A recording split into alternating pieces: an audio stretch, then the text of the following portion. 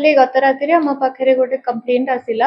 आमर गायत्री प्रधान जी के Raipur cooperative society रे कार्यरत अच्छा द्वारा गोटे कंप्लेंट दि जाइथिला जो थिरे कि ऑफिस रे जणे पसिकी माड़गोल करिसेंती आमे एबे गोटे सदर पीएस केस नंबर 129/2026 रजिस्टर करिछु तदंत जारी अछि किछि मिलिले आपन को जणाइ दो पुलिस के निहाती सर एटा आमे बहुत गुरुतर सहित नउछु तदंत करा जाउची हमर आईन अनुसार एवं ऑनरेबल सुप्रीम कोर्ट रो गाइडलाइंस अनुसार आमे आ ऊपर कार्य करिवु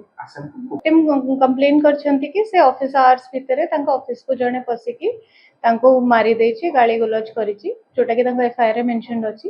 तो आमे से अनुसार केसटा रजिस्टर करछु और इन्वेस्टिगेशन अंडर वे अछि सर थैंक यू।